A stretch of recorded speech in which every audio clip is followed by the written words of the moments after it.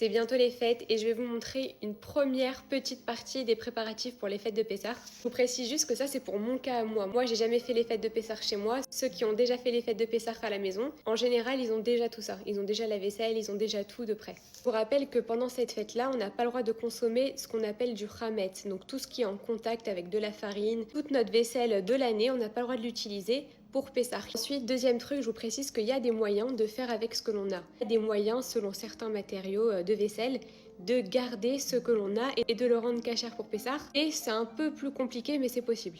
Donc j'ai commencé par vider certains placards de la cuisine que je vais réserver spécialement pour Pessah. Les autres, je vais les fermer, on les ouvrira pas durant la fête. Ça, c'est plein de gâteaux spécialement cachères pour Pessah. Et vu qu'il y a de la farine de matzah à l'intérieur et que certaines branches comme les Chabad n'ont pas l'habitude de manger ça durant la fête, on les consomme juste avant la fête. Ensuite, ça, c'est toute la vaisselle que j'ai achetée spécialement pour Pessah. Bon, j'en ai profité pour acheter aussi quelques trucs que j'avais besoin. Ça, c'est une planche à découper en inox. Je trouve ça super sympa. J'ai racheté des spatules, un batteur électrique, des bols. Ensuite, j'ai racheté tout ce qui est biberon, tétine pour ma fille. Encore une fois, il y a des moyens de garder ce que l'on a durant l'année. Et vu qu'il fallait que je les change, j'en ai profité pour le faire à Pessah.